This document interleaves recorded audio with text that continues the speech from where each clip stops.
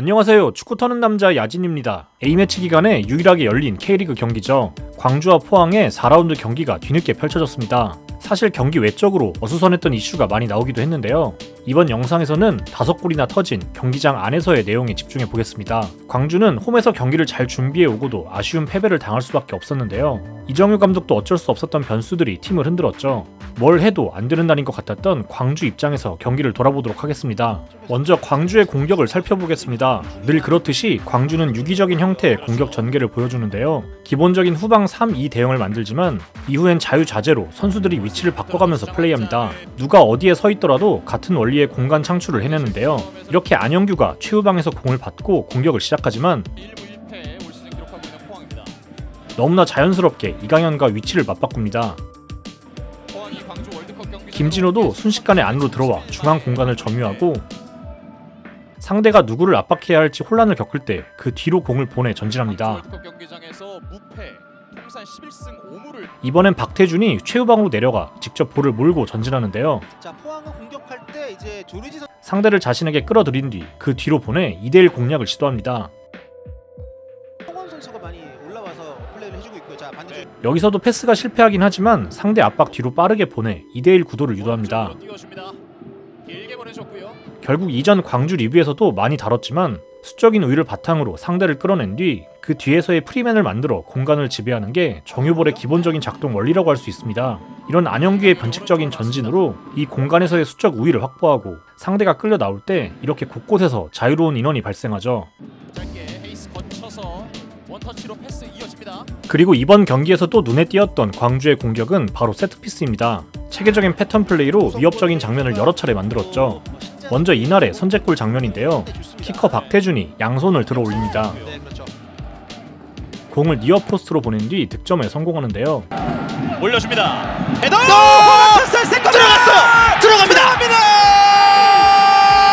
광주FC의 선제골이 터졌습니다. 느린 장면으로 보면 농구에서의 스크린 플레이를 하듯이 니어포스트 구역을 지켜낸 뒤 프리헤더에 성공합니다. 이번에도 두 손을 들어 올립니다. 니어포스트로 공을 보내는데요. 흘러갔고요. 그대로 슛! 들어가졌습니다. 황인지의 슈퍼 세이브가 나옵니다. 다시 한번 보면 선수들이 집중된 앞쪽에서 처리가 되진 않았지만 덕분에 헤이스가 자유로워졌죠. 이번엔 반대로 한 손만 들어 올립니다. 그리고 팝포스트 쪽으로 공을 보내 찬스를 만들어내죠. 먼쪽인데요. 헤더! 막았어요. 들어가네요. 자, 혼전 상황 그대로 걷어냅니다. 느린 장면으로 보면 이번에도 팝포스트에서의 자유로운 인원을 만들기 위한 스크린 플레이가 눈에 띕니다. 이제 후반전엔 신호가 반대로 바뀌었습니다. 양손을 들어 올린 뒤 이번엔 니어가 아닌 팝포스트로 공을 붙이죠. 추가 시간에도 위협적인 세트피스가 이어지며 동점골까지 만드는데요. 두 손을 들어 올린 뒤 먼 쪽으로 공을 보냅니다. 자, 어떻게 갈지요? 주세종이 올려줍니다. 그대로 헤더! 다시 한번 헤더! 왔어요! 들어갑니다! 여기서도 브루노의 마크맨을 떨어뜨리기 위한 움직임이 보이죠. 광주는 이날 모든 득점을 세트피스를 통해 만들었는데 그만큼 패턴을 잘 준비해왔다고 볼 수 있겠죠. 이제 광주의 수비를 보겠습니다. 광주는 평소와 같은 4-4-2 기반의 수비 블록이 아닌 비대칭적인 압박 대용을 들고 나왔습니다. 포항은 후방에서 3명을 내려놓고 플레이합니다. 우측 풀백인 강민준이 변형 백스리를 구성하는 대신 반대쪽에 어정원은 높게 전진하는데요. 광주도 이에 대응해서 우측 윙어인 최경록이 높게 올라와 전방 3명을 확보합니다. 이러한 전방 3-2의 블록이 기본 수비 형태인데요. 대신 좌측 윙어인 오우성은 깊게 내려와서 우측에서 넓게 벌려서는 김인성을 견제합니다. 결국 이런 5-2-3의 대응으로 수비하는 건데요. 앞선의 3명은 포항의 최후방 3명을 계속 막아섭니다. 한쪽에서 높게 올라온 최경록은 상대 센터백을 견제하면서 포항의 왼쪽 루트를 1차적으로 압박해줍니다. 이후 측면으로 몰리는 포항은 이렇게 중원의 수적인 우위를 갖고 있으면서도 중앙을 활용하지 못하는데요. 대신 포항은 측면에서의 직선적인 전개를 선호합니다. 또다시 광주는 센터백을 향해 1차적인 압박을 걸고 이를 풀어주기 위한 포항의 중앙 미드필더도 공을 받기 위해 측면으로 빠져나옵니다. 이렇게 비어있는 중앙보다는 다시 한번 빠르게 측면 전개를 시도하는 모습이죠.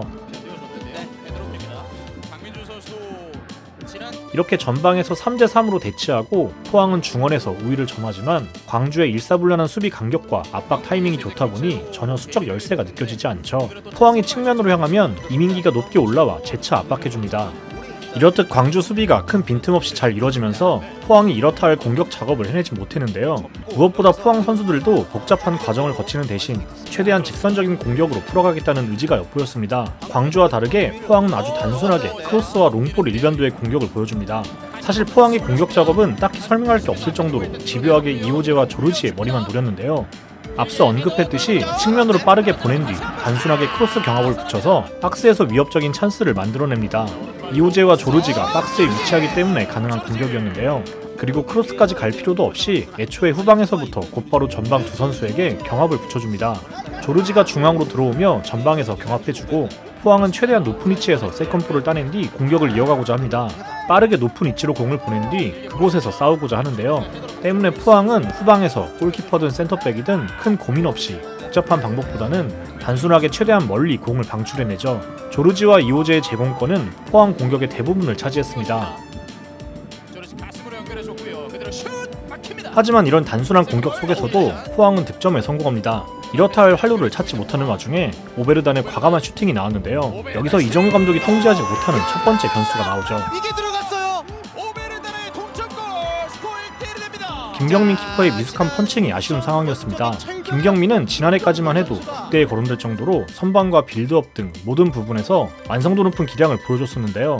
올해는 분명 그에 못 미치는 아쉬운 활약을 펼치고 있습니다. 후반 들어 양 팀은 모두 선수 변화를 가져갑니다. 포항은 조상혁까지 투입하며 전방에 무려 트리플 타워를 구성하는데요. 광주도 포항의 롱볼에 대비해 브루노를 투입하면서 후방 제공권을 강화하고 조선거는 측면으로 이동해 조르지를 마크합니다.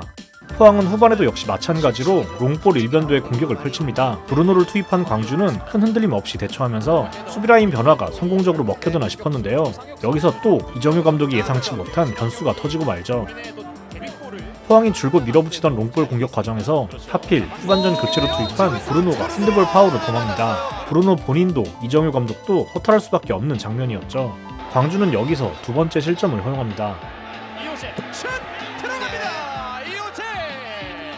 그리고 이정효 감독이 어떻게 하지 못했던 이날의 마지막 변수는 경기 막판 터진 불운한 사고였는데요. 하필 이날 좋은 활약을 펼친 조성건이 부상으로 빠진 뒤에 곧바로 결승골이 터집니다. 자, 속도입니다. 네. 자, 이러면 골문이 열려 있거든요. 자, 박스 안쪽까지 들어옵니다. 슛! 막혔어요. 세컨볼! 들어갔어요. 들어갑니다. 강현재 득점!